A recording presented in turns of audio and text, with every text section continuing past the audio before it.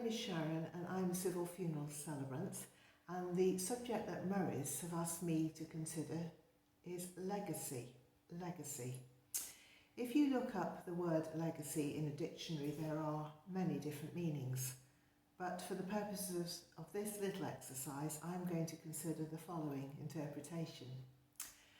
A legacy is part of a person that lives on long after that person has passed away, and a legacy also leaves behind the story of a person so that they are not forgotten. So, what will your legacy be? A few years ago I was very privileged to officiate at the funeral of a lovely lady. She was a lady who was hugely practical, creative, artistic, and she was very talented. She created in her lifetime a wonderfully beautiful, comfortable home for her family, and also a very special and beautiful garden too. During her ceremony, her daughter spoke for a moment on the legacy of her mother, saying as she did so that she believed that success is not measured in terms of fame or fortune, but rather that it is measured in the impact that we make on the lives of those around us and in how we are remembered after we are gone. And then she read the following extract from the novel Fahrenheit 451 by Ray Bradbury. Everyone must leave behind something when he dies, my grandfather said.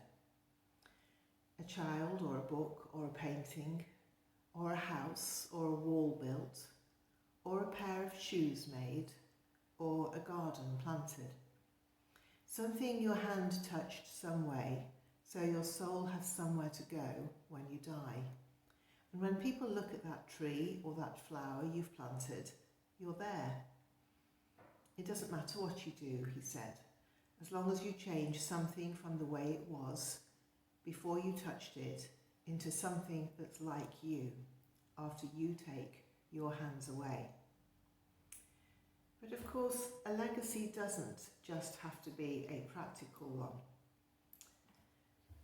Peter Strope, the American businessman, is quite well known for his motivational quotes, and one that I particularly like is, "Legacy is not leaving something for people, it is leaving something in people."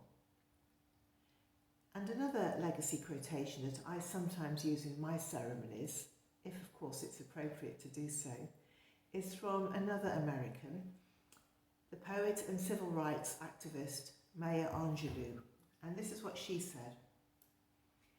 "People will forget what you said. People may forget what you did, but people will never forget how you made them feel." One of my favourite ways of spending a summer's day is visiting old churches. Particularly, I delight in looking around the forgotten parts of the churchyard, trying to read the gravestones and imagining perhaps who the people were, now of course long forgotten, at rest beneath my feet. I personally have a strong Christian faith, and I believe that when I die, my eternity will be spent with Jesus. But the Bible also speaks of the frailty and brevity of human life. For in Psalm 103 and verses 15 and 16 we read, "Our days on earth are like grass. Like wildflowers we bloom and die. The wind blows and we are gone, as though we had never been here." And so this leads me to my final legacy quotation, and maybe this is my most favourite of all. Spoken by Pericles, the prominent Greek statesman and orator who died in 429 BC, so yes, a very long time ago. He said, "What you leave behind is not what is engraved into stone monuments, but what is woven into the lives of others." One day we will all be just a memory to some people. So do your best to be a good one, and I will do my best to be a good one too.